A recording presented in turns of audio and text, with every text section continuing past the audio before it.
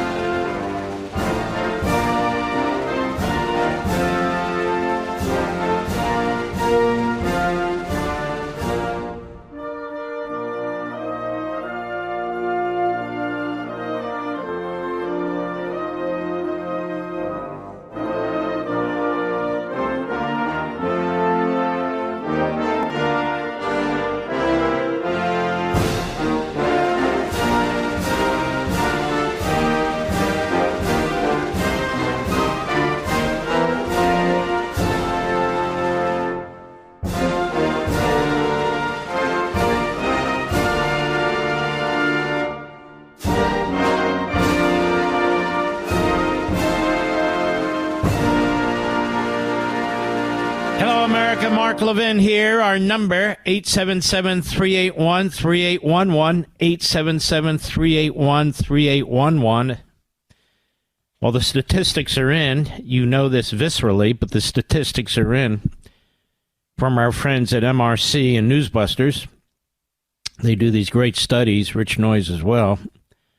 Since Joe Biden exited the 2024 presidential race 4 weeks ago, the liberal networks have delivered an unprecedented boost of positive publicity to a successor in the race, Vice President Kamala Harris. Not only has Harris received 66% more airtime than former President Trump, but the spin of Harris's coverage has been more positive, 84%, than any other major party nominee. Even as Trump's coverage has been nearly entirely hostile, 89%. She gets 84% positive. He gets 89% negative.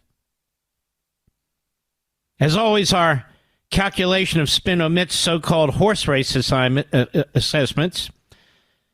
But a separate count shows those statements have also favored Harris by a whopping margin of 94% positive versus just 43% for Trump. And at the same time, the network coverage has virtually eliminated any discussion of the strident left-wing positions Harris took as senator or during her 2020 presidential campaign. They're covering up. They're covering it all up. And while Republican vice presidential candidate J.D. Vance and his Democratic counterpart Tim Walz have received nearly equal amounts of airtime, the networks have celebrated Walz 62% positive and punished Vance 92% negative. Pretty amazing, isn't it? Now, I'm trying to find where the ABC lady, Mr. Producer, tried to draw out of the... Let's take a look at Cut 8 here, ladies and gentlemen, and I want to talk about this because this is a perfect example of how the media conduct themselves. And ABC has been one of the worst, and of course, they're going to have their own debate. Kamala Harris refused to attend a Fox debate on September 4th. Donald Trump accepted. ABC and CBS offered Fox. She said no. So she, Miss Tough Lady, Miss Prosecutor, can't play on a level playing field. But I don't see that at cut 6, Mr. Producer. Let me see. Okay, that's it. Lindsay Davis is going to be an ABC debate moderator. And yet I want you to listen to her yesterday on ABC News at a Democrat convention, hat tip right scoop. Take a listen to this question. Go. As you know, former President Donald Trump is expected to go campaign in Howell, Michigan tomorrow. Many people are aware that a month ago in Howell, KKK protesters marched in the streets with the white robes on and suggested that they support Donald Trump. I'm curious if you make anything about that connection and him going in particular to Howell tomorrow. Now, what's amazing to me about this, first of all, she's at a Democrat Party convention. The same party that 100 years ago in 1924, at Madison Square Garden, had the Klan Bake, where Klansmen were marching through the streets with their white robes and their white hoods on behalf of the Democrat Party. And she's at a Democrat Party event, a party that was the Confederacy, fought a civil war for slavery, fought for segregation, refused to outlaw the Klan, promoted eugenics, including for blacks, was responsible for Jim Crow and segregation. And she dares to ask a question like this about Trump. He's in the same town where several weeks ago the Klan marched, but the town was appalled by what they did. That's why the Klan marched there. That's number one. But number two, what is this constant effort to try and tie Trump to the anti-Semites and the racists? The anti-Semites and the racists, all you have to do is turn on MSNBC and CNN and, yes, the major networks, or read the major newspapers. All you have to do, actually, is go outside of that convention site and watch the Jew haters, the anti-Semites. Take a look at them. All you have to do is look at a significant chunk of the Democrat Party, from Bernie Sanders, Chris Van Hollen, to Tlaib, Omar, AOC, and hundreds of others. And most of all, Kamala Harris and Tim Walz.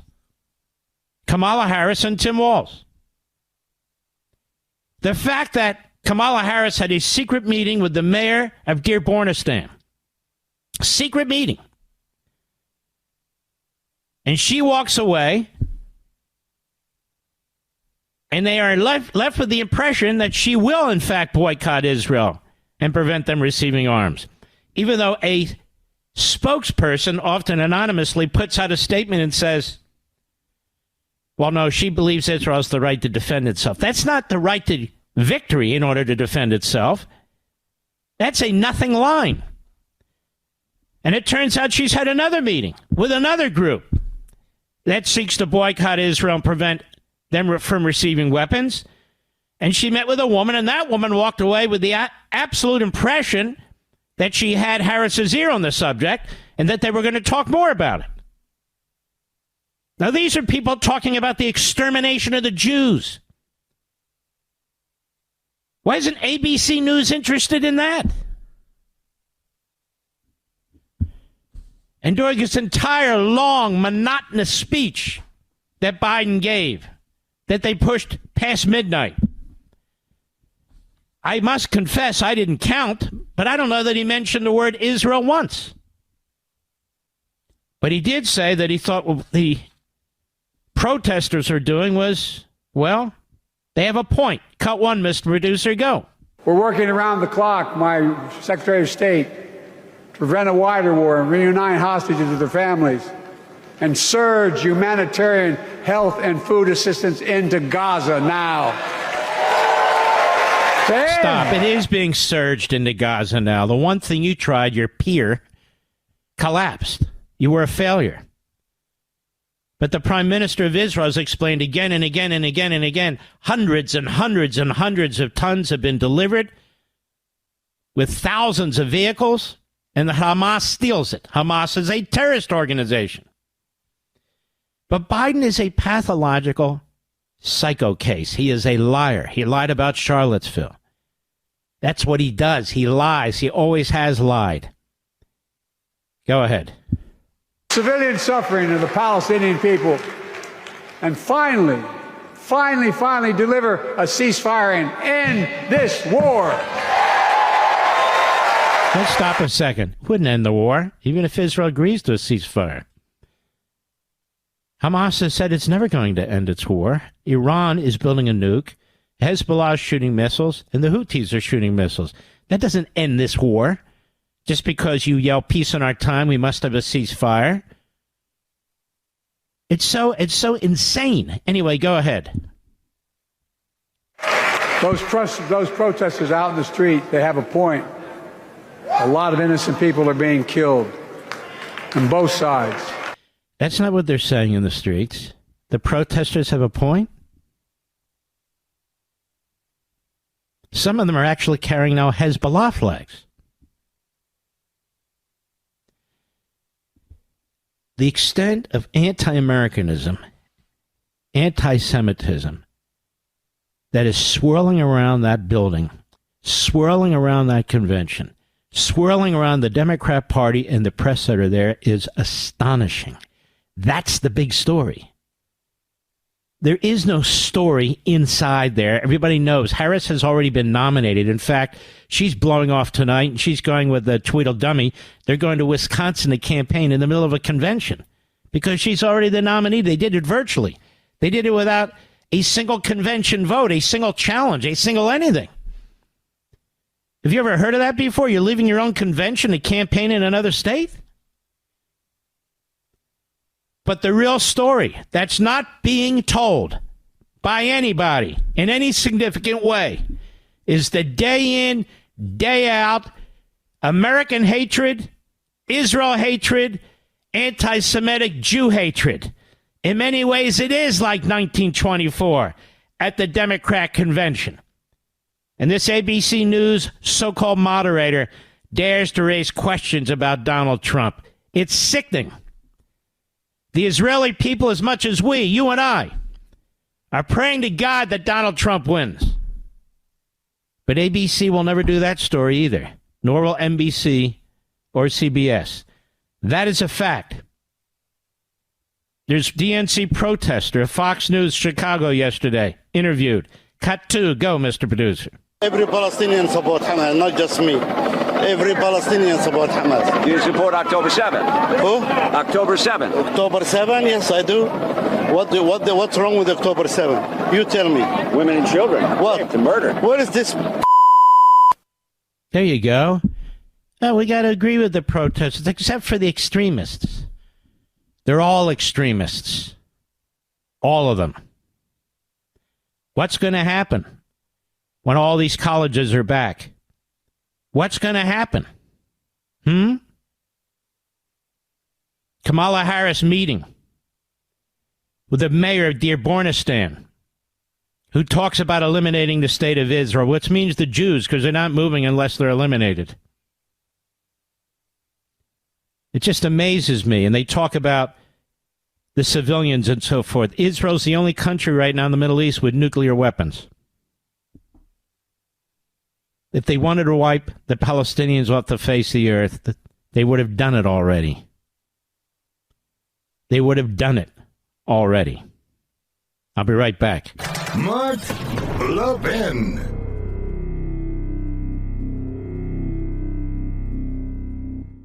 The cracks in our economy are widening by the day. We've got a labor market that's cooling faster than expected. Unemployment jumped to the highest since the end of 2021. The market could be in free fall any day as investors panic over a potential recession. Now, some bank stocks are getting hammered as fears of a downturn grow. Even the Fed is talking about rate cuts to prop things up. In uncertain times like these, you need a solid plan for your wealth. That's where gold comes in. It's been the ultimate safe haven for as long as we've used money. And when it comes to gold, I trust Advantage Gold. They're a top-rated American gold company and can help you protect your hard-earned money.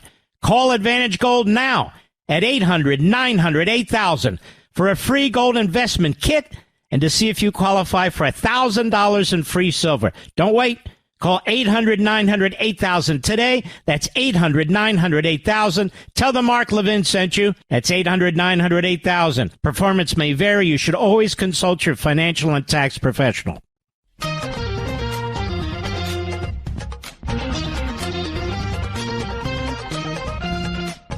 The 1924 Democrat Party convention in Madison Square Garden is often viewed as a convention where the Ku Klux Klan had really significant power. And it did have influence over that convention. There were people who fought it, but there were people who didn't. 100 years later, the Klan is substituted with Hamas. This will always be remembered, if I have my way about it, as the 2024 Hamas convention. Those protesters are protesting on behalf of the genocide of the Jews. You have individuals inside that building who either outright support them or throw them accolades. Joe Biden, Kamala Harris, Tim Walz, Bernie Sanders, AOC, and on and on and on. So far, there has not been a strong speech condemning the Hamasians, I call them, outside that convention center. So far, there have not been. Not even a throwaway line. Josh Shapiro may speak at some point during the convention. We'll see what he says, but he's not God's gift either. And even if one or two speak out against it, that's one or two. The fact of the matter is that the current president of the United States, still the leader of his party, at least putatively, did not condemn what was taking place. He said they have a point. And Kamala Harris has been leading with elected and activist leaders of this pro-Hamas movement. And she has been using the Hamas health office's statistics. Nobody's ever done a study on exactly what this Hamas Health Association is, who runs it. Nobody's ever gone to Gaza to find out if they even exist. The Democrat Party is a very dangerous party. I wrote the book, The Democrat Party Hates America, and it does. It'll spend 90% of last night trashing the United States of America, and then we'll hear, we're democracy, we're a great democracy, we're defending democracy. We need to unite to prevent the dangers of a Donald Trump and MAGA and so forth and so on. So they spend virtually the entire convention so far eviscerating our foundations, our principles, our history, telling us how awful the country is. And then they want you to believe that they love it, they're going to defend it, and only they can save it.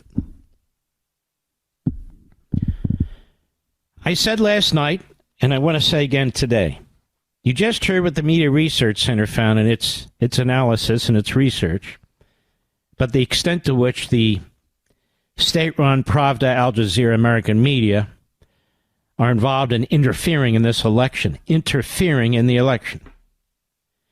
And the fact that, as the gentleman who runs the super PAC with hundreds and hundreds of millions, say hardcore leftists and Harris supporters said, this is tight as a tick. That should give you some hope. I'll be right back. This is Mark Levin with an urgent message. We are living in grave and dark economic times that are going to get worse. We just saw an abysmal jobs report while unemployment shot up to the highest level since the end of 2021. Meanwhile, the stock market looks like a gamble. Many banks are getting crushed as recession fears mount. The S&P Banks Index fell 2.4% in a single day. That's a lot. Regional banks fell nearly 3%. That's even more. These are bad signs. Even the Fed is talking about rate cuts. You need to protect your wealth. That's where diversification and gold comes in. It's been a bedrock of wealth preservation for centuries. And the best company I know of is Advantage Gold. Their experts can help you protect your savings from economic chaos. Call now, 800-900-8000 for a free gold investment kit and see if you qualify for $1,000 in free silver. That's 800-900-8000. Don't wait. Call now. Tell them Mark Levin sent you. Performance may vary. You should always consult your financial and tax professional. Mark Levin, making conservatism great again. Dial in now, 877-381-3811. May I say one other thing? This convention is monotonous, isn't it, Mr. Producer? It is monotonous. What has anybody said that's useful? Profound. Even substantive. Joe Biden was screaming at the top of his lungs, lying about Charlottesville, lying about everything, actually, because that's what he does. He's a liar. And I sit here and I think to myself, who is their great star in this party? They dig up Obama? Honestly, nobody gives a crap what Obama says outside a niche within the Democrat Party. He sold himself out a long time ago. He decided to go Hollywood and Netflix, and he's got his 15 homes and all the rest. So you know, what is the great attraction? There isn't any. There is no great attraction. We know in advance who the nominee is. They're not even going to... The vote that they have isn't even a formal vote at this point. She's been nominated outside the convention. So the media poured millions and millions and millions into covering this. Everybody's commenting on it endlessly.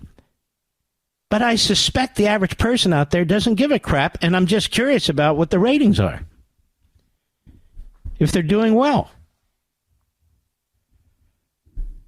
I suspect not so great. I've told you before, the people who are giddy and joyous are the media and the grifters and the apparatchiks in Washington, New York, and L.A. Average Americans aren't all worked up about this. They're just not. And for good reason. And for good reason. J.D. Vance is scheduled to be on the program in the third hour. We always make ourselves available to try and push victory over the finish line. And he's actually very articulate, very substantive. He's nothing like they try to portray him. Nothing. And he's been very impressive, fighting back, duking it out. You know, they tried to turn him into Kamala Harris and Kamala Harris into him, but it didn't work. He's fought his way back, and that's the way you do it. You fight your way back. And by the way, this strategy that Trump and his people have of having these multiple press conferences focusing on issues, I think they're fantastic. Because keep something in mind. It's not just the national news that covers that. It's the local news, the state news. And when you go into battleground states and you do this sort of thing, it's very, very important. And moreover, you don't allow the national media to control the narrative. Again, you have state and local and regional media there. So whomever came up with this, very, very smart. Very, very smart. So the Obamas will be on tonight, and I won't be watching. Why? Because I don't care. I don't care. And I dug and I found something I did want you to hear.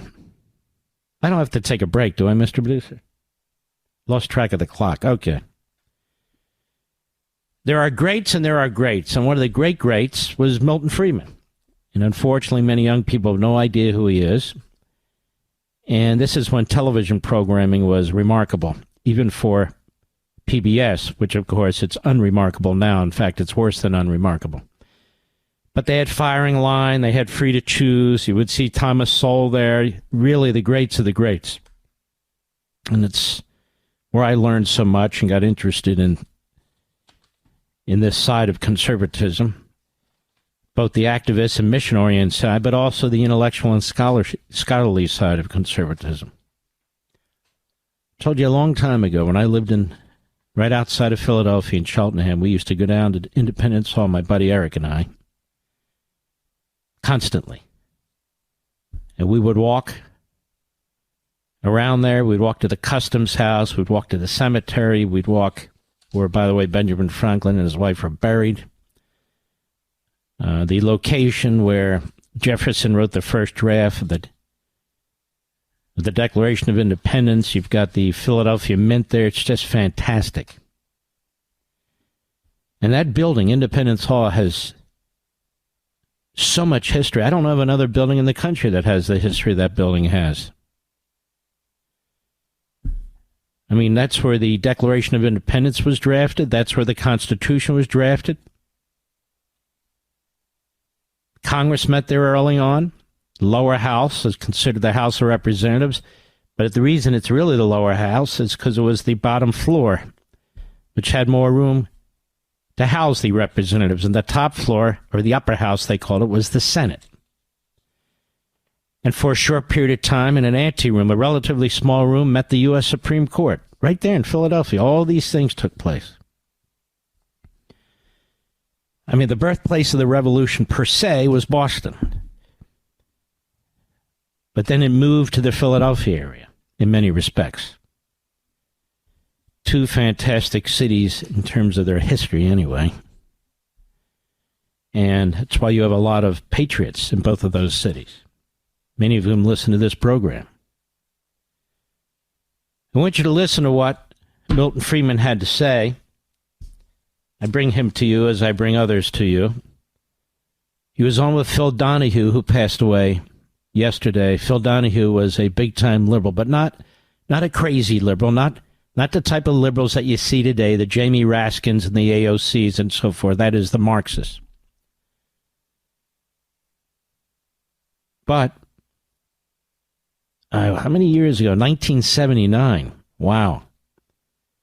So about 45 years ago, he was interviewing Milton Friedman. Take a listen to this, because Milton Friedman responded as only he can, and it relates, of course, to the debate that's going on today. Go ahead. When you see around the globe the maldistribution of wealth, the desperate plight of millions of people in underdeveloped countries, when you see so few haves and so many have-nots, when you see the greed and the concentration of power within, did you ever have a moment of doubt about capitalism and whether greed's a good idea to run on? Well, first of all, tell me, is there some society you know that doesn't run on greed? You think Russia doesn't run on greed? You think China doesn't run on greed? What is greed? Of course, none of us are greedy. It's only the other fellow who's greedy. The world runs on individuals pursuing their separate interests. The great achievements of civilization have not come from government bureaus. Einstein didn't construct his theory under order from a bureaucrat. Henry Ford didn't revolutionize the automobile industry that way.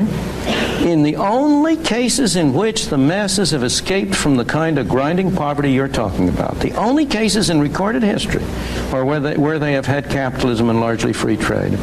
If you want to know where the masses are worst off, it's exactly in the kinds of societies that depart from that.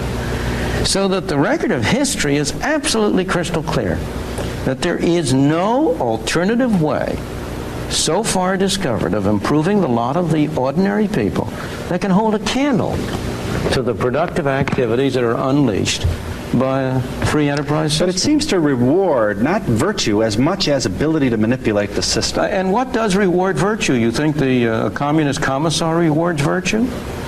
You think a Hitler rewards virtue? You think, excuse me, if you'll pardon me, do you think American presidents reward virtue? Do they choose their appointees on the basis of the virtue of the people appointed or on the basis of their political clout? Is it really true that political self-interest is nobler somehow than economic self-interest? You know, I think you're taking a lot of things for granted. And just tell me where in the world you find these angels who are going to organize society for us.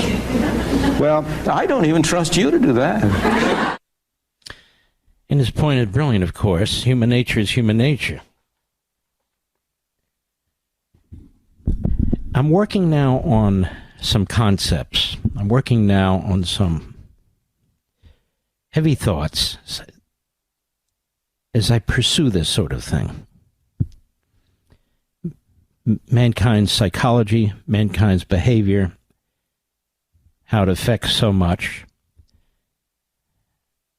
Obviously affects them personally and their families, and the society and the culture, but vis-a-vis the government. And so in doing that, I have this voracious effort to go back. I go back thousands of years. I go back hundreds of years. I go back half a century. I look at philosophers. I look at scholars. I look at history per se. Because I'm looking for answers. I'm looking for answers to share with you. I'm looking for answers. How is it that half a nation may well go and vote for their own enslavement, if you will? I'm not talking about racial enslavement. I'm talking about the attack on their own free will, their own choices. Why do people do that? And they keep doing it, despite the fact that as they keep doing it, they see, even in recent history, the consequences, the utter and complete inhumanity, the impoverishment. Everybody knows the government can't properly set prices and wages without destroying an economy. Everybody knows that government entitlements that get more and more lavish for voting purposes cannot sustain themselves. We know this in our own lives. Everybody knows a human baby isn't a choice, and especially as you get later and later into the term, that when you abort a baby that's literally 9 months old, that is a horrendous act of inhumanity.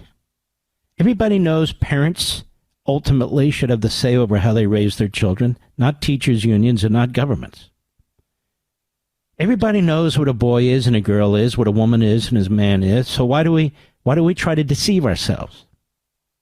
What is this all about?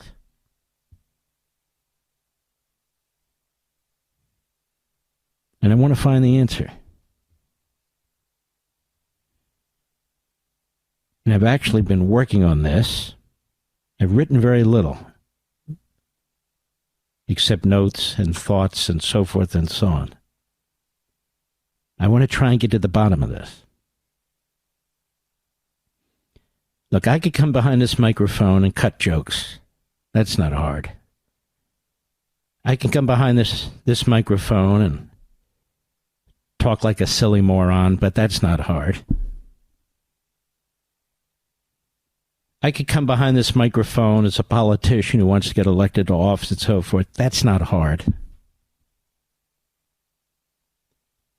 What's hard is trying to figure out what's happening to our society and why people are prepared, willy-nilly, to vote against a society that is the greatest and most humane society ever established by mankind, and willing to do so for so little in return, or willing to do so on the say-so of people they don't even respect or barely even know. This is something I want to explore, and I got to get to the bottom of this because I need to get to the bottom of this. We'll be right back. Mark Levin.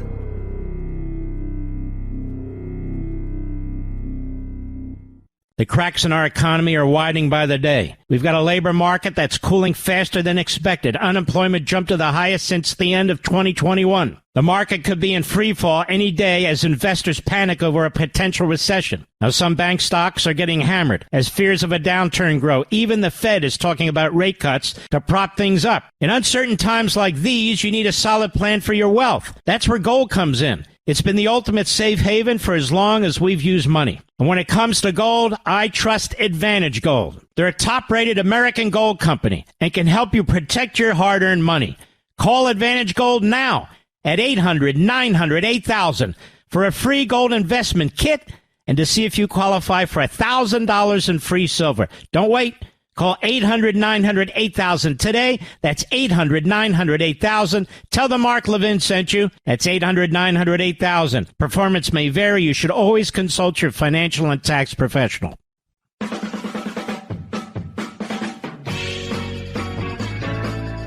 See, here's the thing, America.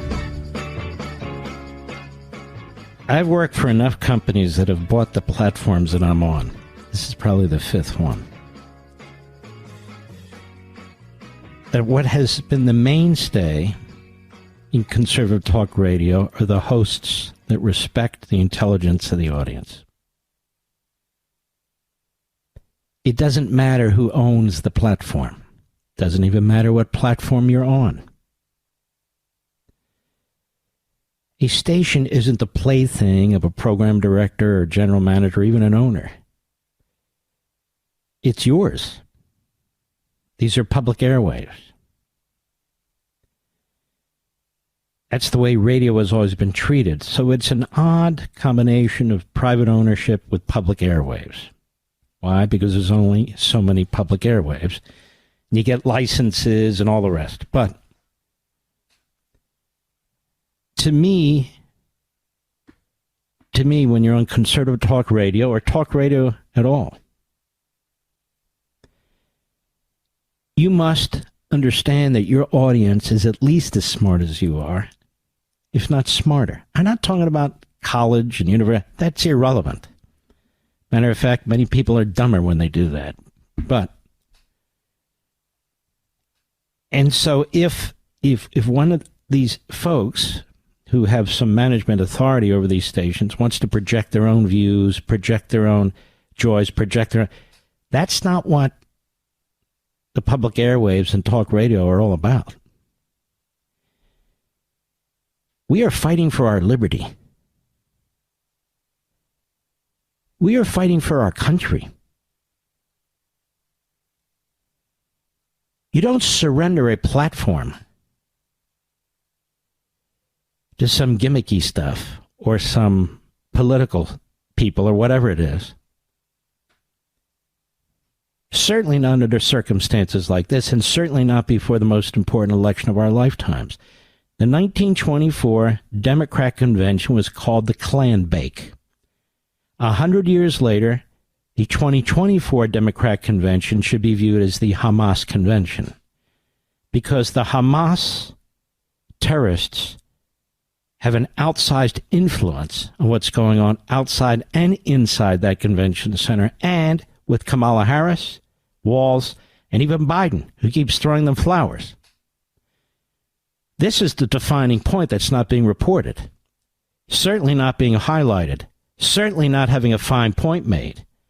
This is a pro-Hamas convention. That's what it is. And even people at the convention that don't support Hamas, the best they can do is keep their mouth shut. Hamas is a terrorist organization that wants to blow up the United States. And I'll be right back.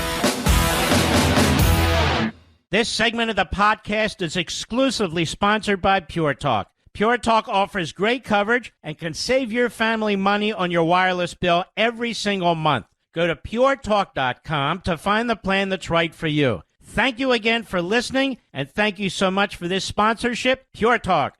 He's here. He's here. Now, broadcasting from the underground command post, deep in the bowels of a hidden bunker, somewhere under the brick and steel of a nondescript building, we've once again made contact with our leader, Mark Levin. Hello, America. Mark Levin here. Our number, 877-381-3811.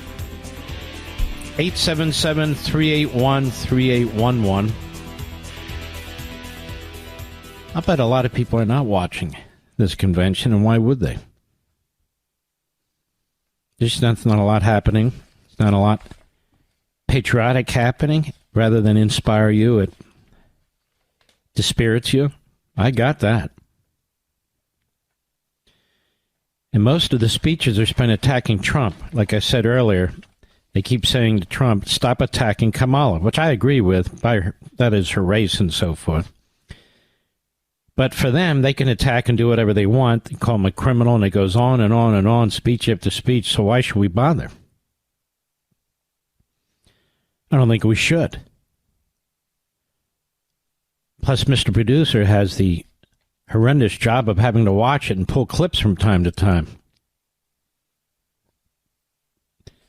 They had AOC on last night. They always don't think much of her. She was on Monday. Monday's for the, the riffraff, Biden and AOC. But there's nothing magical that's happening there. Everything's already set up to go as they plan. You're going to have a candidate for the Democrat Party that they want you to vote for who never received a vote by anyone for anything. Because that's what the Democrat Party has become. They'll accuse you of voter oppression, suppression, repression. Well, that's exactly what they do. That's exactly who they are. I want you to hear some of this because I want you to hear what a completely crazed head case Joe Biden is. Well, where should we start? I think yeah, I know, but there's so many. I don't want to overwhelm the audience and get them upset. Let's start this way. Let's start with cut 23, Mr. Producer. 23. America's winning, and the world's better off for it. America's more prosperous, and Americans are safer today. First of all, America is not more prosperous or prosperous. But just keep listening to the way he lies, and listen to the way he delivers a speech. Like some cartoon character on TV, Go ahead. Trump continues to lie about crime in America, like everything else. Guess what? Well, on his watch, the murder rate went up 30%, the biggest increase in history. Meanwhile, we made the largest investment, Kamala and I, in public safety ever. Let's stop. John Lott has pointed out what a bald-faced lie this is on the statistics. How they don't keep the statistics, how they've been pleading down major felonies to misdemeanors or pleading them out altogether. And so this doesn't show what exactly is taking place in our country today. Nobody thinks crime is going down in this country other than the propagandists for the Democrat Party, including the media. Everybody knows it's not going down. And when you bring in tens of millions of people, 12 million of whom you don't even know who they are, including MS-13, Venezuelan gangs, pedophiles, and others, crime's not going down. Crime is going up. When you see what's going on in L.A., in New York, in Philadelphia, the outright theft, the brutality, we see with our own eyes. The government is lying. Biden is lying. That's what he does. He's a liar. That's why I don't want you to have to sit through the whole damn thing. Go ahead. Now, the murder rate is falling faster than any time in history. The murder rate is falling faster than any time in history, America? And he says that from Chicago? This guy's a clown. I'm thrilled he's leaving. I just wish he would take her with him. Go ahead. Dropped to the lowest level of more than 50 years. And crime will keep coming down when we put a prosecutor in the Oval Office instead of a convicted felon. Oh, a prosecutor instead of a convicted felon. I do believe if Donald Trump becomes president that they should pursue Joe Biden. I really do. And I believe this out of justice. That we cannot have a man who's president of the United States, who's bought and paid for, and his family's bought and paid for by not just foreign governments, but by foreign enemies, whose family violated FARA. More and more comes out. His family didn't pay their taxes. He who violated the Espionage Act, not Trump, he who violated the Espionage Act, he needs to be investigated and he needs to be prosecuted. If they're going to play that game, Hillary Clinton did the same thing. She should have been spending time in prison for 20 years. She already has the pantsuits. They didn't need to give her any new ones. Her flagrant violations of federal law. And then, of course, Bill Clinton, whose flagrant violation of a court order, which is criminal contempt. I mean, you would have to wrap a crime tape around that Democrat Party convention. But if they're going to keep using it for politics, and I think the only way to stop it is to counter it with the same approach. So let me make it clear. I don't speak for Donald Trump. I don't speak for J.D. Vance. And I'm certainly not going to put them on the spot. But God willing, they'll get elected. And I'm going to encourage them from this microphone to examine the behavior of Joe Biden, his use of secret information, and consider whether to charge him, to appoint a special counsel to write up a report, a new one. One already wrote up a report that was pretty damnable. Because the Democrats like to talk about convicted felons. Okay, fine. Go ahead. Next one, please. This will be the first presidential election since January 6th. On that day, we almost lost everything about who we are. We didn't almost lose everything. Unbelievable. We almost lost everything on January 6th. How so? How so? What took place on January 6th almost brought the country down? No, it didn't. And, of course, why doesn't he talk about the role of the Democrat Party leadership and their failure to accept the National Guard? Of course. In the streets, we have people supporting terrorism. In the streets, we have murders. In the streets, we have illegal immigrants who are raping and brutalizing our families. In the streets, we have criminals with long records because the Soros Democrat Party prosecutors won't prosecute them. And if they are prosecutors, the judges let them out. And he says we've also lost America. Ladies and gentlemen, we are losing America. But not because of January 6th. Because of that party. Because of that party. Go. And that threat, this is not hyperbole. All right, that's enough of that. That's enough of that. Then he wants you to know that they save democracy. They save democracy as they talk about wage and price controls, open borders, changing the citizenry. As they talk about the power to impose their will on you, whether it's what you charge for rent, when you wear masks, how far you'll be from your fellow citizen, when you come out of your house.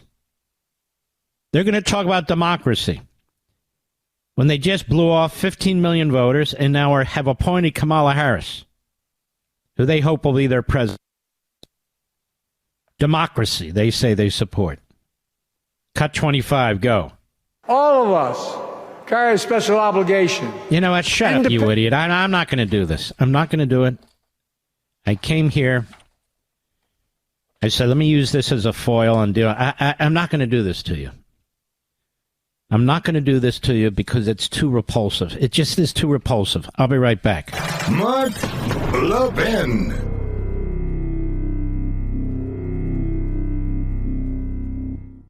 I'm going to let you in on a little wireless trick that can cut your cell phone bill in half every single month. Other major carriers want you to believe you need unlimited data so they can overcharge you. Here's the fact. Most of you are buying way more data than you'll ever need and you'll ever use. Pure Talk, my cell phone company, only charges you for data you actually want. Listen to this. For $25 a month, you can get unlimited talk, text, and 5 gigs of data plus mobile hotspot. Do you know what you can do with 5 gigs of data? You can browse the internet for 135 hours, stream 1,000 songs, or watch 10 hours of video. Folks, stop overpaying for wireless. Get 5G coverage with Pure Talk. Go to puretalk.com/Levin. That's puretalk.com/Levin. Switching is painless. It's easy. There's no contract, no activation fee. You can even keep your phone and your number. Again, that's puretalk.com/Levin, puretalk.com/Levin, and you'll save an additional 50% off your first month on top of all the other savings when you sign up with Pure Talk.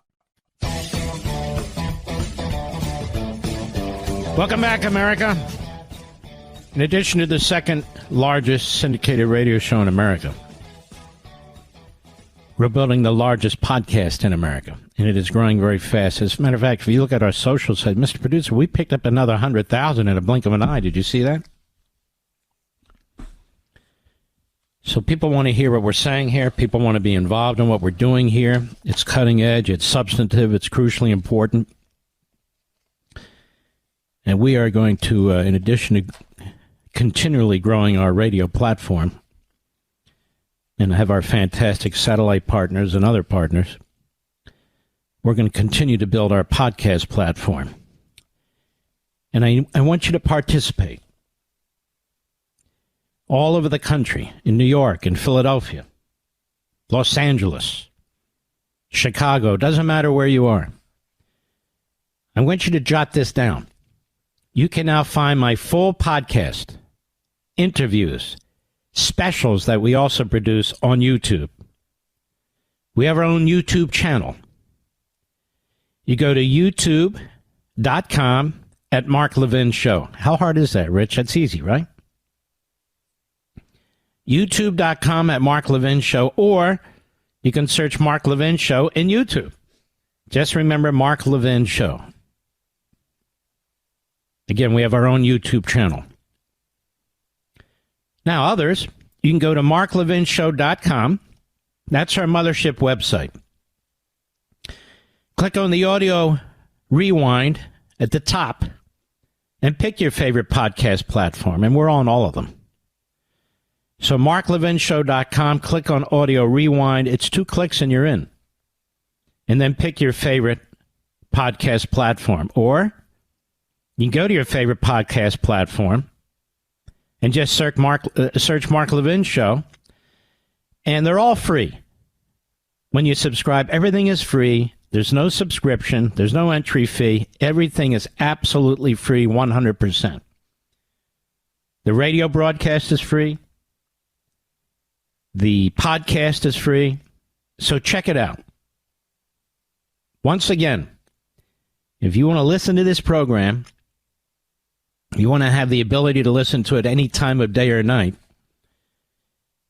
you can find my full podcasts and interviews and specials on YouTube, on our YouTube channel. Just go to youtube.com at Mark Levin Show, or search Mark Levin Show in YouTube. Very simple. And again, you can go to marklevinshow.com, the mothership website. That's a big website, powerful website. marklevinshow.com. Click on audio rewind at the top and pick your favorite podcast. That's 2 clicks. Or go to your favorite podcast platform and just search for Mark Levin Show. It's all free, free, free. We are mission-oriented here. I think that's why we've been around so long. And we will continue to be until I decide otherwise, actually. What do you think of that, Mr. Producer? You're not ready yet? Neither are we. I don't know if I announced this or not, but I'll announce it now. We signed a 5.5-year extension with Westwood One. I flirted with maybe doing some other things and so forth, but the team we have here is very good, very supportive. Absolutely, I have free reign, and we get along great. So for at least the next 5.5 years, we will be here at Westwood One, as well as our podcast, as well as my Fox show, and as well as The Blaze. And again, I want to thank you on the Fox show. I tell you what, you people are unbelievable. We won Saturday night and we won Sunday night. Well, that's not right. Sunday night, we were on at 10 p.m. We won Saturday night, even though we were up against football, Mr. Producer, and baseball. We won the overall number on Saturday night. And on Sunday, Fox ran their primetime show and then dropped us in at 10. And we had a massive number. So that's because of you. All of this happens because of you. I will always respect you. You're the audience family. I can't control what others do, managers and directors and owners and all the rest, but there's no way, if you want to listen to this program, that you can't. We're just in too many places, and technology is an amazing thing. It's an amazing thing. And I am here also to help maintain the terrestrial radio platform, which is under stress because a lot of people go elsewhere to listen to radio. But I feel it's still the most reliable, available. You get in your car, you turn on your radio, and there it is. So I'm all in favor of it. I'm all in favor of all the competition. I don't swim against the tide. We are the tide. And so we embrace all of these technologies. And I think you should too. So I'm just giving you a heads up. It's easy to listen to this program. You can download it, listen to it on an app, watch it on, or listen to it on YouTube. And we have other plans in the future too. I mean, strong plans. We don't let grass grow under our feet. Why should we? Now, Donald Trump is having these sort of short press events where he's putting out substantive policy issues, and I happen to think it's fantastic. I really do. This is a very close election, despite billions of dollars of free, in-kind, positive campaign press from the press, and the hundreds of millions already spent contributed to the Kamala Harris campaign and her PACs through these oligarchs. She's pretty much tied. They're pretty much tied. And she's had nothing but a honeymoon for the last 3 weeks. And she is hiding out. I mean, unless she's throwing Doritos back and forth, unless she's being interviewed by her running mate, unless she's reading a scripted speech, something of that sort. That's not going to last forever. And she's ducking the Fox debate. She's ducking it. Now, I will be doing a historic interview of President Trump at the end of the month that will run on Fox on Labor Day weekend, Saturday and Sunday. So it'll be a long-form interview where we'll get into a number of issues, and we'll have a little surprise for you there as well. And I've been invited and asked to conduct this interview, and I do it with great honor. And that's the time from that point forward where we press ahead sort of officially, because a lot of people aren't paying attention until that weekend and thereafter. So we're going to maximize that as well. And by the way, Kamala, I'd be more than happy to interview you for 2 programs, too. As a matter of fact, I would salivate at it. We'll be right back. I'm going to let you in on a little wireless trick that can cut your cell phone bill in half every single month. Other major carriers want you to believe you need unlimited data so they can overcharge you. Here's the fact. Most of you are buying way more data than you'll ever need and you'll ever use. Pure Talk, my cell phone company, only charges you for data you actually want. Listen to this. For $25 a month, you can get unlimited talk, text, and 5 gigs of data plus mobile hotspot. Do you know what you can do with 5 gigs of data? You can browse the internet for 135 hours, stream 1,000 songs, or watch 10 hours of video. Folks, stop overpaying for wireless. Get 5G coverage with Pure Talk. Go to puretalk.com/Levin. That's puretalk.com/Levin. Switching is painless. It's easy. There's no contract, no activation fee. You can even keep your phone and your number. Again, that's puretalk.com/Levin, puretalk.com/Levin, and you'll save an additional 50% off your first month on top of all the other savings when you sign up with Pure Talk. This is where Hollywood liberals come for rehab. The Mark Levin Show is back at 877-381-3811. Let's talk about democracy, shall we? Democracy, yes, yes.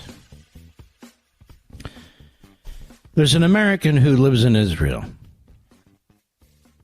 who's Jewish, but he's an American.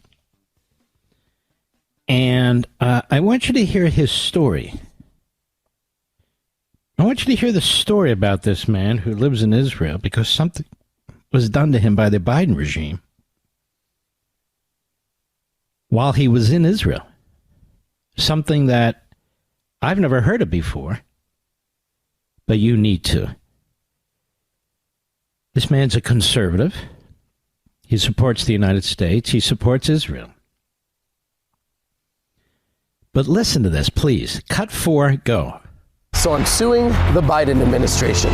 You may have read about it in the Wall Street Journal, JNS. It's all over the news. And I'm doing it because they're imposing sanctions against my neighbors, my friends, and probably soon me for the great crime of what exactly? What's the crime?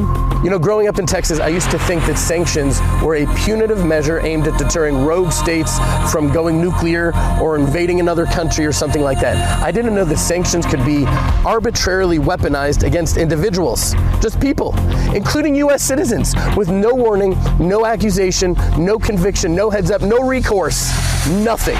Imagine. You just wake up one morning and go to the corner market to buy food for your family, and your credit card is denied. You go to the bank and ask them if there's been a mistake. You're all paid up, no debts. What's happening? And they tell you that you have been sanctioned by the Biden administration. It sounds like a joke, but it's not. You're sanctioned. But for what? They have no idea. It's out of their hands, they say. There's nothing they can do. And as you're walking out of the bank, dazed and confused, you turn back and ask them, hey, aren't you an Israeli bank? Do they even have jurisdiction here? How can they do that? And they just answer with the sad truth. If we don't cooperate, they say, the U.S. government may lock us out of the international banking system. They'll sanction us. We just can't run that risk. And so there you are, penniless, not a shekel to your name. So how did we get here? Well, I think it's pretty clear that what happened is that in the wake of the horrific massacre of October 7th, the Biden administration feared that if their response was too pro-Israel, they would lose their Arab voters in the swing states of Michigan and Minnesota. And so they desperately needed to manufacture a false moral equivalence between the baby-murdering, sadistic rapists of Hamas on the one hand and their equally evil counterparts among the Jews on the other hand.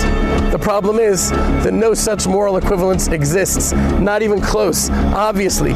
So they defaulted by attacking the global left's favorite straw man, and we all know who that is, the settlers. And so was born the outrageously false and slanderous term extremist violent settlers. And to this day, they're using this blatantly dishonest blood libel in order to justify these sanctions in hopes of endearing themselves to the Hamas-supporting Arab voters in Michigan and Minnesota. So what this administration has done for Jews who live in Israel, if they dare to live in Judea and Samaria, their ancestral homeland, they're sanctioning them. In other words, our government's reaching into the country of Israel and sanctioning them. What if another government reached into the United States of America and sanctioned you? This has never been done before. And so they're trying to create criminals out of these people, international criminals. They can't even get visas to the United States. What do you think of that?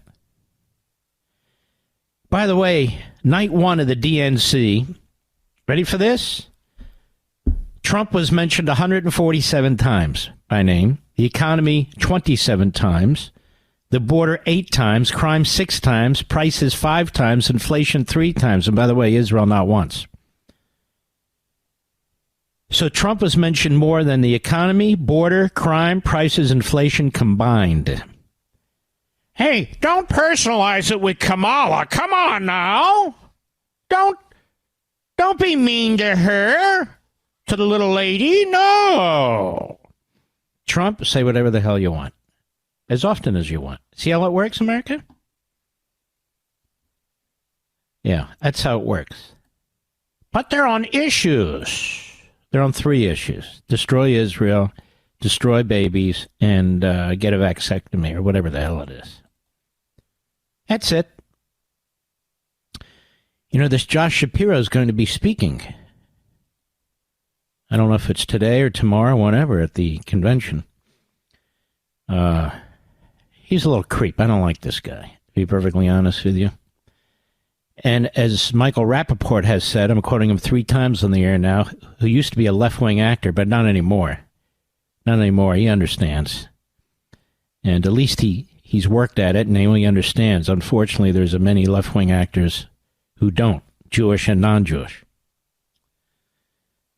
And so Shapiro was asked, let me pull this up so I'm not misstating, by Josh Grashauer, who's on Fox often. I asked Governor Josh Shapiro this morning if he agrees with President Biden that the anti-Israel protests, quote unquote, have a point. Shapiro said, look, I haven't heard specifically what they said. I'm not trying to duck your question. I'll address it. And he says, here, I'm opening up what he said. Here we go. Stay with me. I think protesters absolutely have a right to have their voices be heard, whatever the rules of the road are. The mayor of Chicago, I assume he sets that. They got to follow the rules, but their voices should be heard, and they should be encouraged to exercise their First Amendment rights.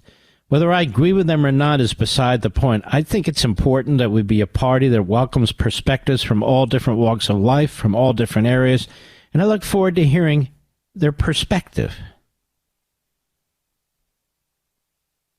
Their perspective is the evisceration of Israel, sir.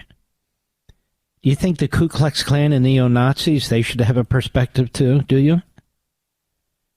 This is the idiocy we're getting from this guy. And that's why this guy, Michael Rappaport, said that even after trying to un-Jew himself, Shapiro hasn't been accepted in nice company, or ugly company for that matter. So you're going to say, well, First Amendment, First of all, nobody asked you about the First Amendment. They asked you about what they were saying. That's what they asked you. And so David Milstein writes, Shapiro not only won't unequivocally condemn anti-Semitic pro-Hamas terrorist demonstrators, but even worse, he echoes Biden's disgraceful statement that they have a point by saying their voices should be heard and they should be encouraged to exercise their First Amendment rights. Shapiro then goes further, saying he wants them and their reprehensible views within the Democrat Party, saying it is important that we be a party that welcomes perspectives from all different walks of life, from all different areas, and I look forward to hearing their perspective. Shapiro would have been great 100 years ago with the Klan and the neo-Nazis, 70, 80 years ago. They have a perspective too. Right, Mr. Producer? Hamas wants to wipe out the Jews. So does the Klan. So does the neo-Nazis. What's the difference? So he says this is a total disgrace. These demonstrators support evil terrorists who seek the eradication of Israel and the murder of Jews, including the heinous act on October 7th. And, of course, they're both right. David being my stepson, he's always right, actually. But you understand what I mean. There's nobody who has a better comprehension of this than him. Than David Milstein. Nobody. Am I biased? Not in this respect, no. No, I know it when I see it. But now this is Josh Shapiro. Because Josh Shapiro one day wants to run for president, and he is also going to be kissing the ass of the river to the sea Hitler Youth crowd. Fetterman cannot stand Josh Shapiro, and I understand why. Fetterman cannot stand Josh Shapiro. Josh Shapiro was a state delegate in a township called Abington, Pennsylvania. Abington, Pennsylvania was a township next to my township, which was Cheltenham. They used to be very Republican. They've gone very Democrat, especially since the Democrats in Philadelphia have moved more and more and more into this inner suburb. And this isn't unique to Philadelphia and the suburbs. But Montgomery County, Pennsylvania, where Cheltenham and Abington are, they used to be strong, rock-ribbed, sort of rhino Republicans. Same with the other counties surrounding Philadelphia. Now, all of them, one is a little bit more marginal, but all of them, like Chester County, but all of them are now Democrat. So the suburbs of Philadelphia used to neutralize the city of Philadelphia, and you get a lot of elected officials out from the western part of the state, Pittsburgh and so forth, because southeast Pennsylvania would be neutralizing itself. That said, not anymore.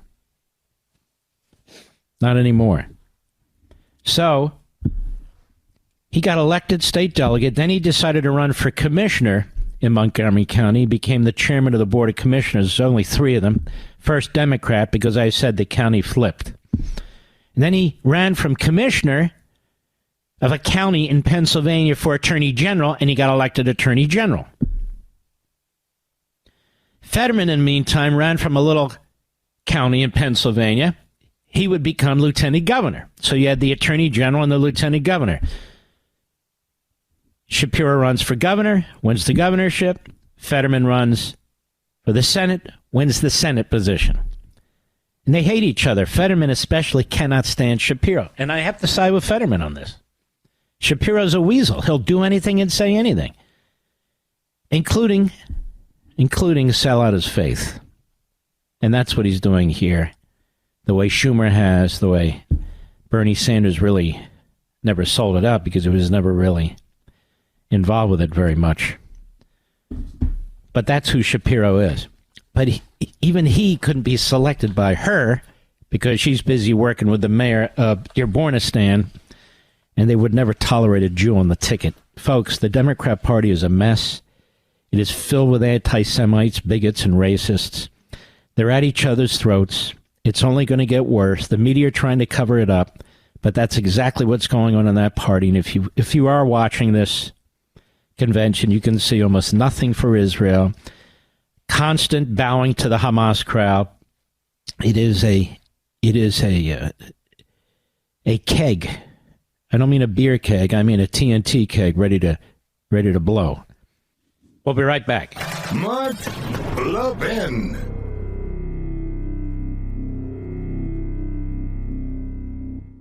I'm going to let you in on a little wireless trick that can cut your cell phone bill in half every single month. Other major carriers want you to believe you need unlimited data so they can overcharge you. Here's the fact. Most of you are buying way more data than you'll ever need and you'll ever use. Pure Talk, my cell phone company, only charges you for data you actually want. Listen to this. For $25 a month, you can get unlimited talk, text, and 5 gigs of data plus mobile hotspot. Do you know what you can do with 5 gigs of data? You can browse the internet for 135 hours, stream 1,000 songs, or watch 10 hours of video. Folks, stop overpaying for wireless. Get 5G coverage with Pure Talk. Go to puretalk.com/Levin. That's puretalk.com/LEVIN. Switching is painless. It's easy. There's no contract, no activation fee. You can even keep your phone and your number. Again, that's puretalk.com/Levin, puretalk.com/LEVIN, and you'll save an additional 50% off your first month on top of all the other savings when you sign up with Pure Talk.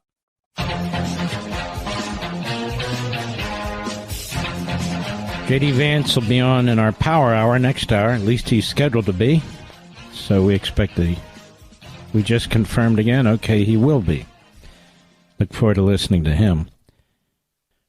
Well, Donald Trump has really been on the mark. He's really hitting these economic issues, the border issues, national security issues. He's really showed enormous campaign discipline. And I think that's why it's a tight race right now, despite billions of dollars in free media being spent by the American Pravda Al Jazeera media. And by the way, I want you to think about this. Kamala Harris will not participate in a third debate, which would be the first debate on September 4th. Voting begins on September 8th, America, which is one of the reasons President Trump said, nobody knows who she is, unless you watch Fox or listen to talk radio. She's in hiding. People are going to start voting on September 8th. Why don't we have a debate on September 4th? And this time we'll have Fox. You've had CNN with Biden. You're going to get NBC and CBS. How about Fox? And today she said no. No. It's my understanding if Trump could debate her every week, he would debate her every week. Wouldn't that be fascinating, like the old Lincoln-Douglas debates? But no, she could play Douglas. Trump would play Lincoln, of course. But he was talking about today the suburbs. He was talking today about sanctuary cities. He was talking today about the economy. I mean, things that matter to people. Things that matter to people. And I guarantee you the CNN and MSNBC either covered part of it or none of it.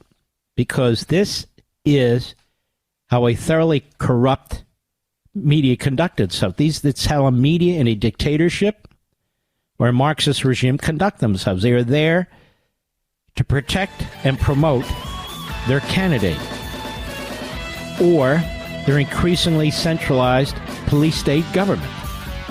And they're part of it. I'll be right back.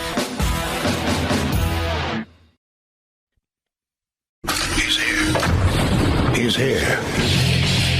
Now, broadcasting from the underground command post, deep in the bowels of a hidden bunker, somewhere under the brick and steel of a nondescript building, we've once again made contact with our leader, Mark Levin.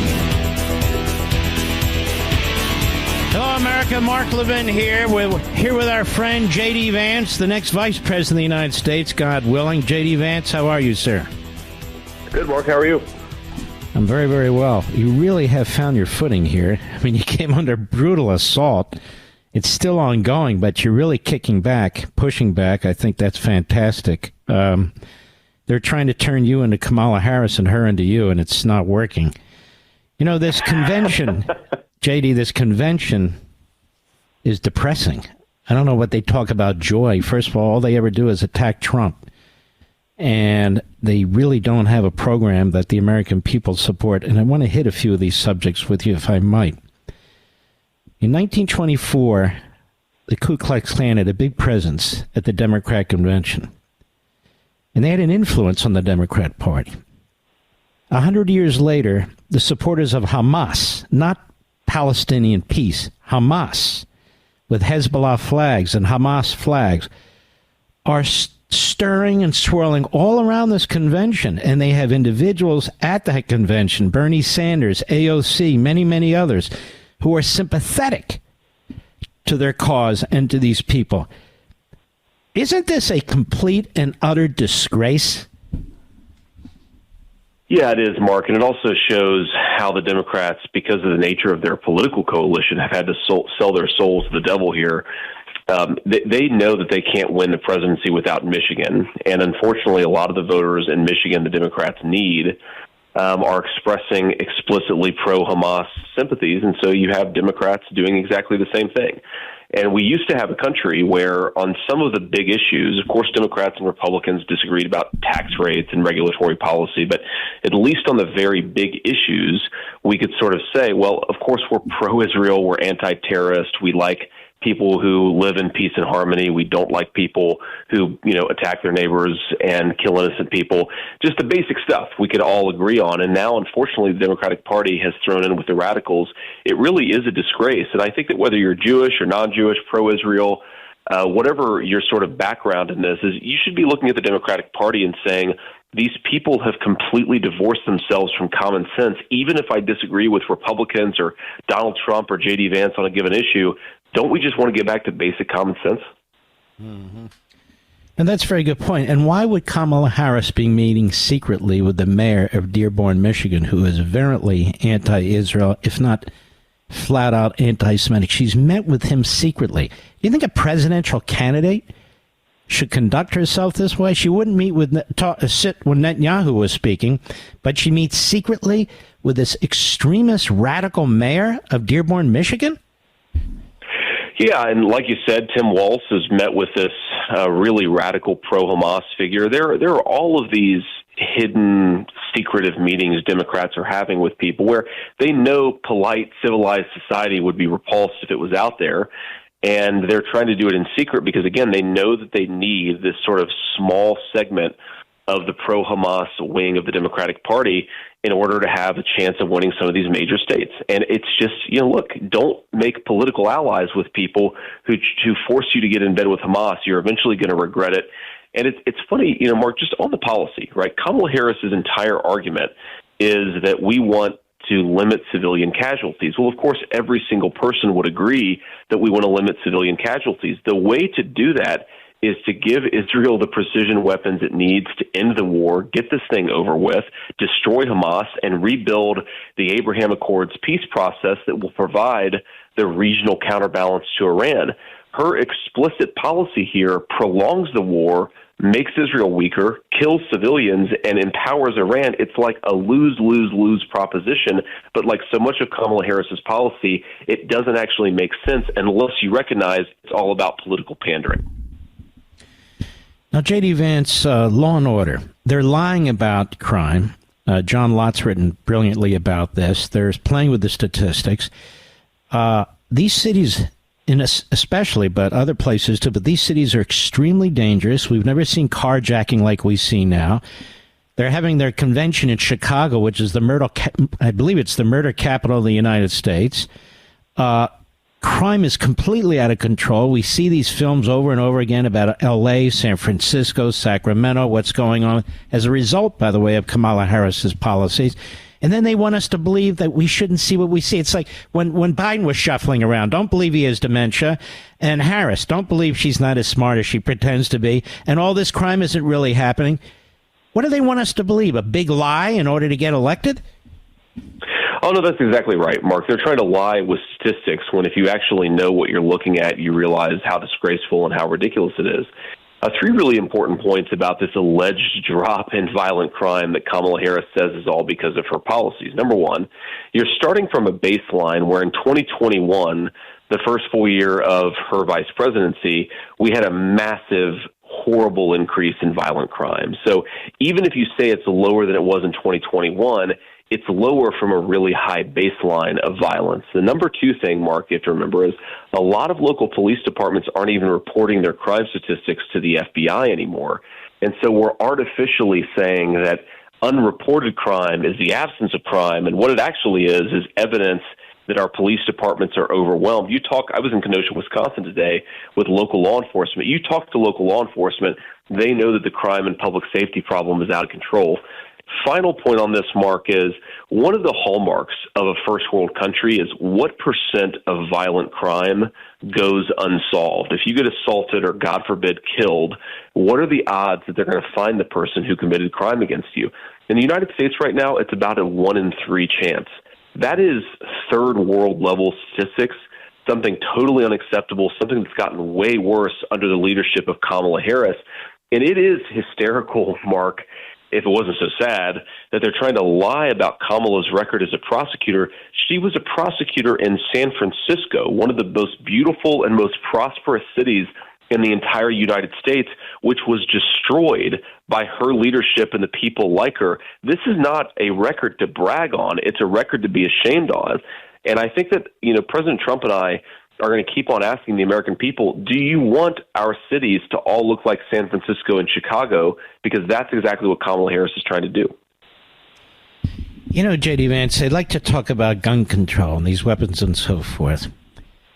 Do we know how many guns are coming across that open border illegally? It must be an enormous number of illegal guns coming across the border. I'm not talking about law-abiding Americans who buy weapons. Look, I've got 6 or 7 of them myself. That's not my point. My point is they like to talk about gun control, but open borders not only brings fentanyl, which is bad enough, and the Venezuelan crimes, and MS-13, and God knows what, it brings weapons across the border. Are they even tracking that? It's a very good point. And no, we're not really tracking it, Mark, in part because law enforcement is so overwhelmed. But I think, you and me, we're both pro-Second Amendment people. We want Americans to have the rights the Constitution protects.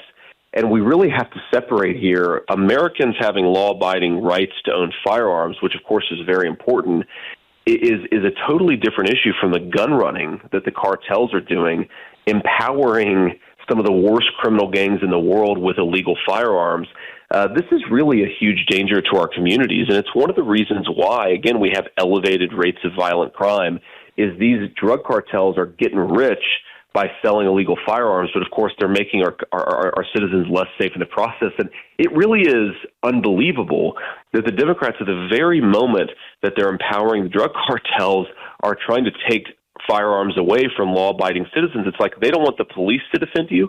They don't want you to be able to defend yourself, and they want to empower the drug cartels to get rich through the drug and gun-running crimes. I mean, it's just crazy. But again, they've become so divorced from common sense because a small segment of Democratic Party activists have gotten themselves persuaded that all law enforcement is inherently bad or inherently racist, and Americans are now living with the consequences. And, of course, it's well known that she contributed to these groups that paid for bail for people to get out, including one individual who went and committed murder. And again, the media is so bad. We can talk about it. They're not going to change their ways. It's a Praetorian Guard media. They will protect her. They will cover up for her as much as they did for Biden until they wanted to broom him out. But conversely, the way they treat you and the way they treat President Trump is so disgusting. Don't you think that's why the American people have a very low regard for the media? And maybe the media will not have the influence that it thinks it does. Because, look, 3 or 4 weeks, they've been on this honeymoon. They've gotten billions of dollars of free in-kind contribution, and it's pretty much a neck-and-neck race. She's not jumping way ahead. No, she's not. And I think, Mark, actually, if you trust what the Democrats are saying behind closed doors, and if you trust, of course, our internal data, I think that right now Donald Trump and I would win. And we just have to keep on fighting and keep on persevering, and that's what we're going to do, right? Run through the finish line. Don't take a single vote for granted. But I think we're going to win this race, and I feel very confident about it. It's funny. The media has lost so much prestige and so much trust from the American people. I mean, if you look at their approval ratings, people trust the media much less than they trust Congress or any other institution in our country, and it's because the media is so disgraceful. Now, you're not going to hear me whine about this, Mark, because I signed up for it. As Harry Truman once said, if you can't take the heat, get out of the kitchen. But I do think that it's a huge disservice to the American people. And, you know, Kamala Harris, I mean, she wants to be the president of the United States. She's terrified of a friendly media interview from a CNN reporter, and she wants to sit in a private room with Xi Jinping and Vladimir Putin and the leaders from some of the most powerful and adversarial countries in the world. This is really a disgrace. Like, what kind of a person runs from a friendly press in her own country and thinks that she can lead the United States of America in these troubled times? It's crazy, actually. I think it says much more about Kamala Harris than it does even about the American media, as disgraceful as the media's conduct has been. No, I think you're right. In a country like this, we pride ourselves on small d democracy, on voting. But we, the people, we have a right to vote, to know what the hell we're voting for or against. We have a right to know. Yes. She can't keep all her plans secret. You know, to the extent they're out there through clips, that's great. But she may have other plans that are equally, you know, crazy. And she keeps them to themselves. Look at this guy, Tim Walz. You know him. You see what he is. She picks the most radical, crackpot governor in the entire country. They vetted him. They knew he had these issues, and they didn't care. Isn't that a reflection on Kamala Harris, too? It absolutely is. It says that she bends the knee to the far left, Mark, and that's what she's done. I mean, look, she supported a ban on fracking, a ban on offshore drilling. She supported the policies that raised the price of food, that raised mortgage interest rates. She wants America to unilaterally disarm against some of our enemies. She wants to defund the police. I mean, you just go down the list of policies, and this is why she's running from a media interview, Mark, is you're exactly right. If the American people had to see Kamala Harris defend why she wanted to destroy local police departments or defend why she wanted to destroy American energy and raise the cost of electricity and gasoline, they wouldn't vote for her. So she's trying to run this campaign from the basement. But you're right. Every time she does speak or act, like with the selection of Tim Walz, she reveals that she is a far-left radical. And Tim Walz, Mark, I have to say, just some bizarre stuff, right? Who lies about deploying to a combat zone when they haven't? This came out today that Tim Walz has been saying that he had children through IVF. Turns out that was a lie. I mean, I have friends who have beautiful kids who were born via IVF. Why lie about it? I mean, who does that? I just don't even I can't even understand the sort of person who says my baby came about through IVF, but that was a lie. And we have to ask ourselves, do we want a person who lies about things like that so close to the Oval Office? Certainly not. And importantly, if Kamala Harris chooses a person like that to be her running mate, what does it say about her character and her judgment? I think it says that she's not fit to be president. Well, you're doing a great job out there. You're duking it out. You're engaging. You're getting the issues out there. We're very proud of you here, and you're welcome back anytime, J.D. Vance. Thanks, Mark. I really appreciate it, man. All right. Be safe out there. God bless. He's a good man. You can see. He's very sharp. He's engaged. He worked his way up the ladder. He's not as they seek to portray him. He's extremely patriotic. He's pro-Israel. He's pro-defense. He's pro-cop. He wants a secure border. Wow, he must be controversial. I'll be right back. Mark Levin.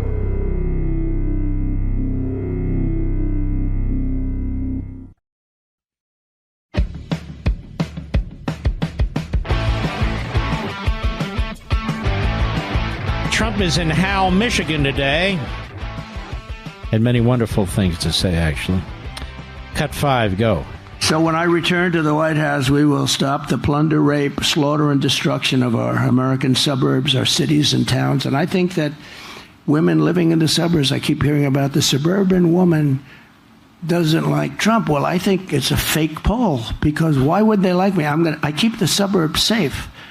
I stopped low-income towers from rising right alongside of their house, and I'm keeping the illegal aliens away from the suburbs. I think that they like me a lot.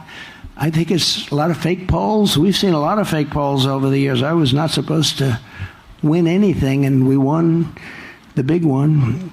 We won it and did a lot better the second time we did the first. But women want to have safety. They want to have a strong military. They want to have a strong police force. They want to be in their house, and they want to be safe. They don't want to have people pouring into their doors, and you can't do anything about it, right? Cut 8, go.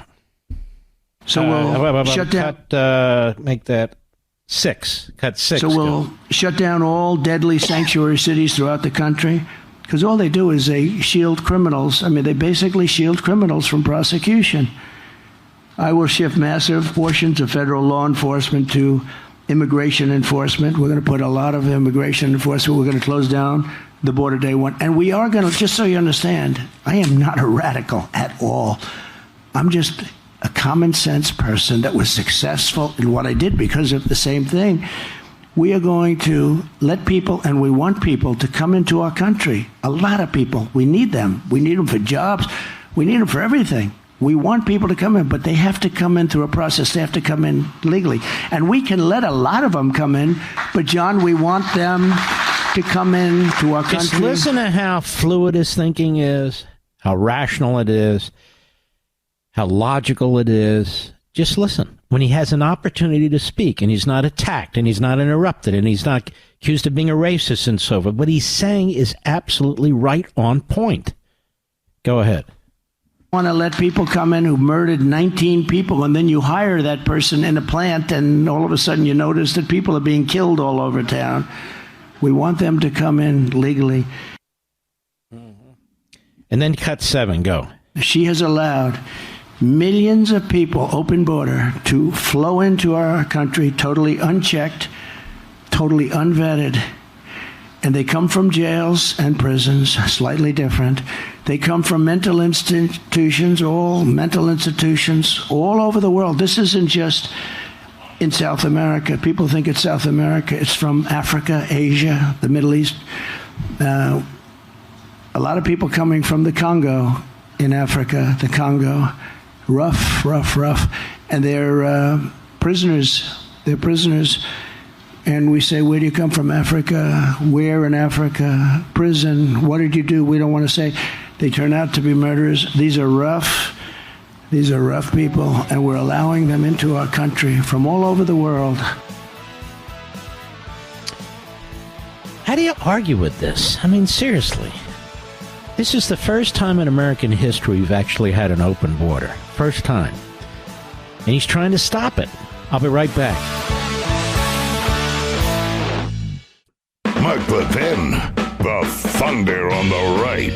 Call in now, 877-381-3811. Ladies and gentlemen, Barbara Comstock used to be a staffer on Capitol Hill. She was very conservative. I had worked with her closely. She was what we call a bomb thrower. Solid as a rock. She always wanted to defeat the Democrats. And she worked for a Republican congressman for many, many years.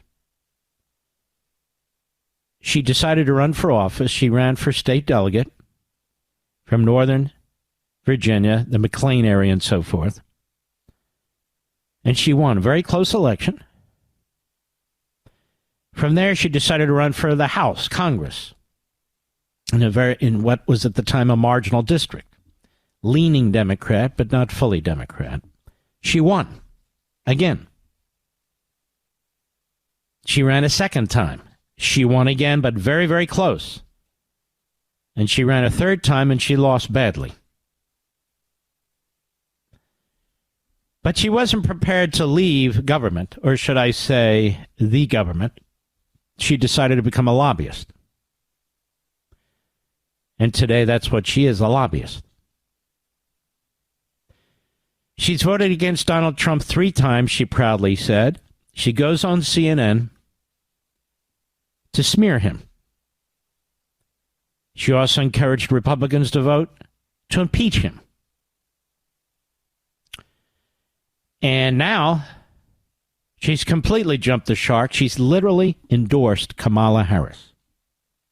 She's endorsed Kamala Harris despite the fact that Harris is a Marxist and an Islamist, despite the fact that she wants to nationalize our drug companies by stealing their patents, despite the fact she wants to destroy our private health care by putting everybody on government-run health care, despite the fact that she believes in open borders, despite the fact that she's meeting in secret with Hamas-supporting politicians in Michigan and elsewhere, despite all this and 1,000 other things, she has endorsed Kamala Harris.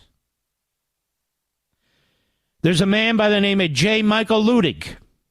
J. Michael Luttig, years ago, he worked for Chief Justice Warren Burger. He clerked for him 2 years in a row. When I was an intern at the Supreme Court, I was still in law school, hadn't graduated yet. I would assist in researching and drafting speeches for the Chief Justice when Michael Luttig was a clerk. We became friends. Over the years, we didn't much keep in touch with each other, but at some point, I believe he became a circuit judge, and he was talked of often as being a Supreme Court justice. I thought he would have been a superb Supreme Court justice. Well, he eventually retired. He became general counsel. I believe it was a Boeing, but of one of those companies. And he's since retired from that. But he hates Donald Trump. He hates Donald Trump. Well before January 6th. But you might recall he testified about Trump, about Pence, and so forth and so on. And he's been a figure that has been happily now paraded around by the radical left-wing media who used to hate his guts. And he's been on CNN, and he announced that he will be voting for Harris. I don't ever want to talk to or see these people ever again, any time in my life. This isn't just Republican-Democrat race, ladies and gentlemen. This is a race good versus evil. Good versus evil. Our borders are wide open. Our country's being destroyed from within. They say they're worried about democracy. Really? Well, don't you want to speak out against the totalitarianism that is the Harris-Biden administration? Does that not concern you? If Harris wins the presidency, she will continue what Joe Biden has done. She will load the courts with radical left-wingers. Even worse. She will flip the Supreme Court. The police state will get even more powerful. The private sector will cease being private. Your free speech rights will be under attack. It amazes me that these two so-called Republicans, so-called conservatives, don't look at the Bill of Rights and recognize that the Democrat Party, with the likes of a Biden and a Harris and the likes of a Schumer and a Bernie Sanders, have trashed the First Amendment and the Second Amendment, have trashed the Fourth and Fifth and Sixth Amendments, have trashed the Eighth Amendment and the 10th Amendment and the 14th Amendment, that they want to eliminate the filibuster rule, that they want to eliminate the Electoral College, that they want to pack the Supreme Court. No. Donald Trump's the danger. He did none of those things, but he's the danger. They want to enforce our immigration laws. They defy the Supreme Court on student loans and a half a dozen other cases. They unconstitutionally appoint a special counsel where Attorneys General Meese and Attorney General Mukasey filed briefs and won, as did Landmark Legal for that matter. But none of that seems to affect them. Nothing. Well, shame on them. As this administration makes China stronger, Russia stronger, Iran stronger. They have no principles, despite going around like parrots. Oh, democracy, they say the word about democracy. Well, first of all, we're a republic, but they can worry about a democracy too. These are not people who come to this because of a belief system. They come to it because of their personal peccadillos or their own self-interest. They are not righteous. What they're doing is appalling. And quite frankly, I don't care why they're doing it. And they're not alone. But Comstock, Ludig, shameless, and disgraceful. They want to go public, then I go public. It's really quite shocking. I mean, you even have Bill Barr who says, look, I'm no fan, but I'm voting for Trump. Given the alternative here, how can you do otherwise? He's right. If you don't like Trump, or if he did something to personally upset you, you have to put the country first. You have to put the country first. You watch this convention, or read about it, or hear clips about it.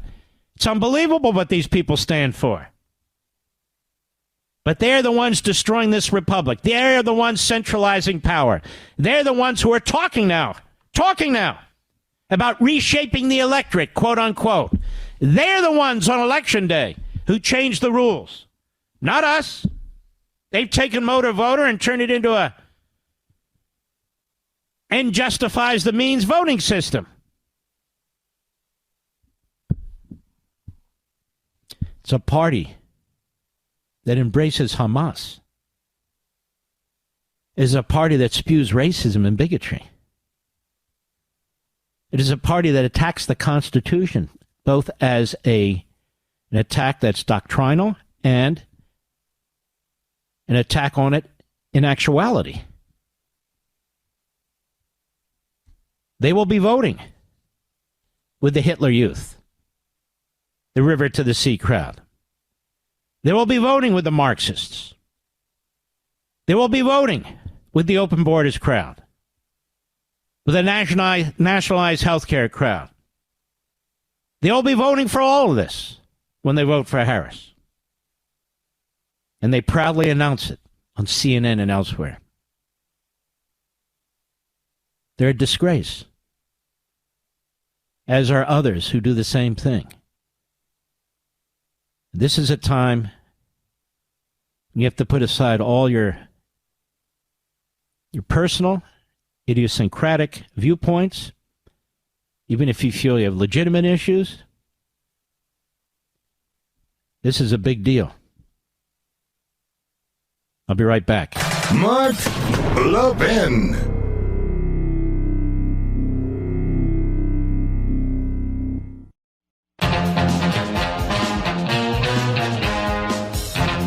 You know, in many ways, Trump reminds me of a George Patton. I've told you this before. He may say things some people don't like, some of us do, but he's a man on a mission. And I will say this about Donald Trump. He loves America. And I will say this about Kamala Harris. She does not. Her entire life is committed to usurping this country. And so is the Democrat Party. I'm not talking about rank and file Democrats. I'm talking about this leadership. Donald Trump loves the country. Kamala Harris does not. Tim Walz loves communist China. He doesn't love the country either. They take from the country. They empower themselves from the country. They exploit the country. But they trash it. Even though they live in luxury. They live in power. They trash it. Constantly. They attack our institutions, even parental, child, family institutions, with their transophobia, extremism, obsession. It is constant. It is unrelenting. Like Bernie Sanders. You vote for Harris, that's what you're voting for. You're not taking a principled stand. You're a buffoon. You're a lunatic. Ludig. Comstock. Oh, yes. Candace Owens. Candace Owens is in my view, obviously an Israel hater, and her anti-Semitic comments are just repulsive. I don't know what happened to her, but I'm not a psychiatrist or a psychologist, so I don't care. But her father-in-law, he defends Israel after his daughter-in-law's controversial comments. And the New York Post has done a story on this too. My friend Steve Deace, he writes, there's already one party of anti-Semitism. That's the Democrat Party. We don't need another one. Brilliantly put. Brilliantly put. The Democrat Party is the party of anti-Semitism, whether secular liberal Jews want to accept it or not, or other people want to accept it or not. That's the party. Right there. The anti-Israel, pro-Hamas, anti-Jew party. It's the Democrat Party. Not the Republican Party. You look at Speaker Johnson, you look at former Speaker, our buddy Kevin McCarthy. You look at the lineup there in the House. One patriot after another. One who embraces Judeo-Christian beliefs after another. Zuhdi Jasser, a Muslim, who was running for the Republican nomination in Arizona, and by God, I wish he had gotten it. A veteran of our Navy for 10 years. He wanted to get elected in order to confront these Democrats, Tlaib and her ilk. And I hope he runs again. I hope he does. But Candace Owens, in my view, is horrendous. And she's not the only one. She's not the only one. There are others. I've talked about many of them before. And again, if in so many instances, and I haven't studied her and I have no interest in studying her, but in so many instances, the people who hate the Jews hate Christians. The people who hate Israel hate the United States. Why do you think they're burning down the American flag and replacing it with the Hamas flag and the Hezbollah flag and the Palestinian flag? Why do you think Harris is meeting in secret with the mayor of Dearborn? She doesn't want you to know about it. Well, what is she cutting? What kind of deal? I'll have more to say about this in the days and weeks ahead. I want to thank you all for listening to this program. Don't forget to download our platform for the podcast so you can always access us. I'll see you tomorrow. God bless.